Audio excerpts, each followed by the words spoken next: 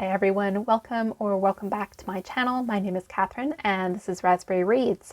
I'm doing my October wrap up today and it is mid-November now, so I'm running a little bit late, but I have been unwell with one cold after the other. Has anybody else been ill a lot this autumn? Because it's really taken it out of me, and I must admit I haven't had the motivation to read as much as I would normally do, but I'm feeling a bit better now, well enough to make a video for you all. So I'd just like to summarize the 4 books that I read in October. The first one was The Turnglass, and this was by Gareth Rubin. So The Turnglass is historical fiction slash mystery. It is a really unusual book, and I listened to it on audiobook, which I think actually detracted from the style element that was sort of like the unique selling point of this book. So from what I can understand is this book in physical form is 2 halves, 2 stories put together, and you read one half of the book and then you flip it over and read the other half. Now, I did not have that context when I was listening to this, so it ended up being quite disjointed. So that's just something to bear in mind if you decide to pick this book up.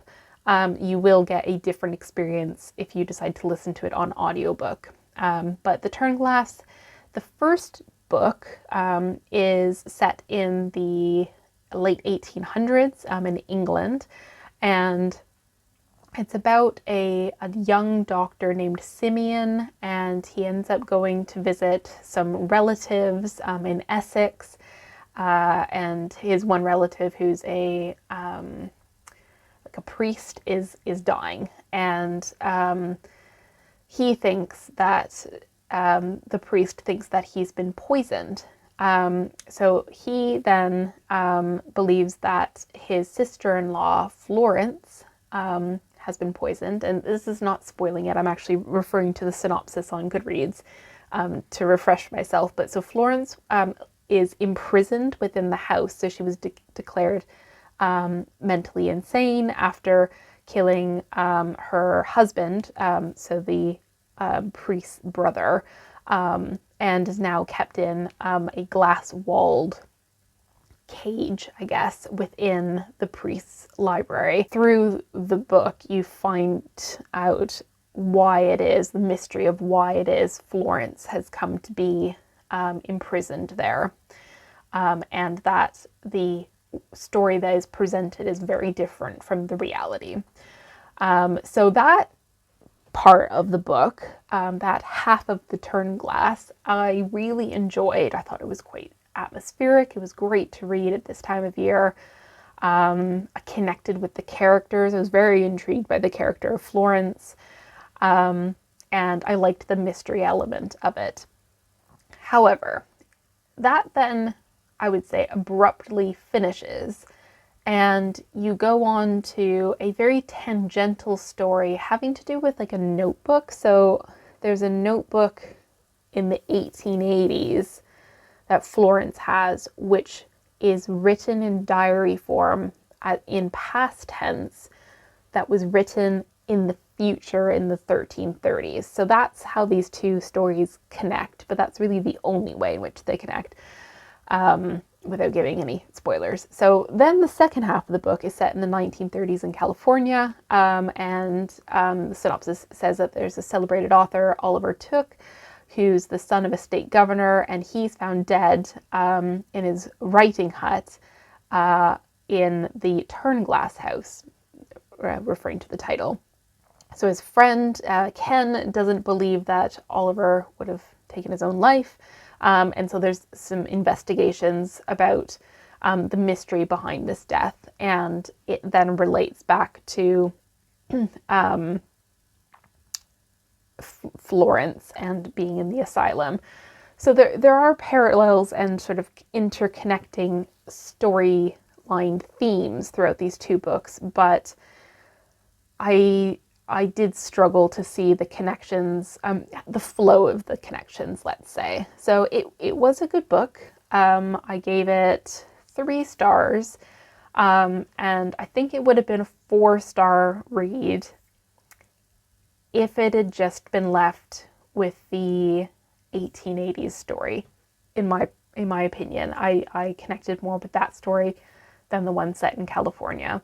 But as I said, the unique selling point of this book was having these 2 stories in different historical time periods, connected through the lens of the Turnglass house, which is an interesting idea. So yeah, if anybody's read this, I'd love to hear your thoughts, particularly if you've read it in physical copy. I'd like to know how that experience shaped your reading experience. Okay, completely changing tack now to a different genre. So the only non-fiction book I finished in October was an environmental book.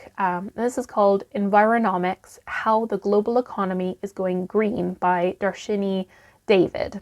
And this was such a good book. It was a great idea. I gave it 4 stars. So the premise of this book is how the green economy is transforming your world. It is a very accessible read. I listened to it on an audiobook, which I do recommend. I'm just going to have to pause here. The only thing that really irritated me about this book is the person who was narrating it kept having really big inhales every time she spoke. So it would be like, and then and it was really distracting. But leaving the presentation of the book to one side, the content of Environomics was very interesting. It was presented as sort of like a day in your life, and how these different environmental issues in our modern world are connected to the global economy, and how our actions as individuals and consumers can sort of shape sustainable change. And yeah, it was a lot of food for thought, lots of different chapters, sort of starting with waking up, switching the light bulb on, talking about energy usage, renewable energy. There was a chapter about Bitcoin. There was a chapter about electric vehicles and sourcing lithium for the batteries and the environmental issues about that. Food choices, things like sustainable fishing practices. Yeah, lots of really good information crammed into one book. This book only came out in 2024. Much of the research that it was referring to is recent, so 22, 23.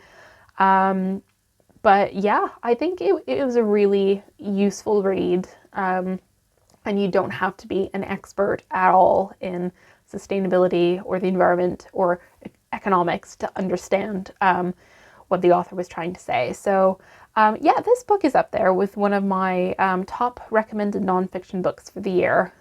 So if you haven't read it and you enjoy reading nonfiction, then I would recommend to you Environomics by Dharshini David. All right, the third book that I finished, and I'm emphasizing finish because I had so many books on the go that quite a few of these books I started months ago, and I was only just concluding them in October. But the third book that I finished in October was Somewhere Beyond the Sea by T.J. Klune. This is the second book in the Cerulean Chronicles. I love The House in the Cerulean Sea. It's one of my favorite books. And this one, I think, suffered a little bit from the fact that I paused halfway through, and it took me a while to kind of gain momentum. It's a much darker book than House in the Cerulean Sea. So this follows magical children, and you have the main character, well, there's 2 main characters, but Arthur Parnassus is the main character who set up this house for magical children, and he has a partner named Linus, who was previously a social worker for magical children in the Department of Magical Youth. Yeah, DICOME, the Department of Magical Youth. And so this book looks more at how their home has come under investigation, whether or not these children who have magic abilities are dangerous to society, And it's, yeah, very much like a public-facing investigation. It was also effusively emotional and charming and romantic. So it was a real balance between looking at some dark themes of sort of prejudice and government intervention in people's lives versus, you know, love and family and children's creativity and the shenanigans that they get up to. So yes, I did end up giving this book 4 stars. I think that TJ Klune is very much the sort of J.K. Rowling of this generation, and he's very political in his perspectives and outlooks, and very LGBT Q plus advocacy facing, let's put it that way, which I enjoy. So if you like that kind of perspective in your reading, then I'm sure you will get a lot of the nuance in TJ Klune's writing. But even if you don't, it's just a lovely story, quite magical. It is interesting that I'm reading The Philosopher's Stone right now, and to compare this to TJ Klune's writing just really emphasizes a much more modern approach in Klune's writing. But yes, if you have read the Cerulean Chronicles, then I would very much like to hear your thoughts on them, and which one did you enjoy more, the first book or the second one? All right, and last but not least, in this case I am saving the best for last, was Marina by Carlos Ruiz Zafon. And this came as a recommendation from you lovely people. I wanted something spooky to read for October, and I was a little bit surprised when I picked up this book. So I picked up the physical book, which is actually downstairs on my shelf. And I was a bit surprised that how slim it was, and that it was actually marketed as a young adult novel. It's not something that I would normally read. So I was intrigued, to say the least, about why several of you had recommended this book to me. And I understand now. So this book is going to be so hard to explain why I liked it without giving away spoilers. You can't. There's so much mystery and depth to this book that you have to experience it for yourself in order to understand why it's so good. So what I thought I would do to avoid the risk of giving spoilers is to just read what Goodreads has to say about the synopsis. So Goodreads says that it is about Oscar, who's a 15-year-old boy, and he lives in Barcelona in Spain. He meets a girl named Marina when he's sort of looking around the old quarter in Barcelona. Oscar goes to school in a nearby neighborhood. Marina and Oscar end up going to a cemetery where they watch a macabre ritual that occurs on the last Sunday of each month.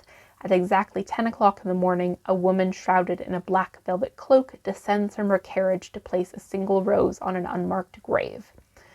When Oscar and Marina decide to follow her, they begin a journey that transports them to forgotten post-war Barcelona, a world of aristocrats and actresses, inventors and tycoons, and reveals a dark secret that lies waiting in the mysterious labyrinth beneath the city streets. And it is such a mystery. There's so many great themes of body horror, family, like found family, love,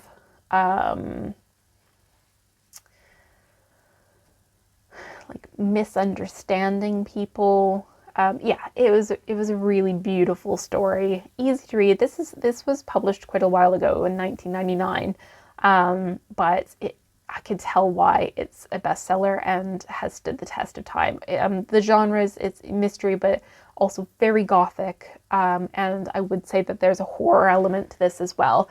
I don't normally read horror, and I was sitting there for good chunks of this thinking like, like this is spooky. So it is perfect for this time of year. So yes, thank you again to everyone who recommended Marina to me.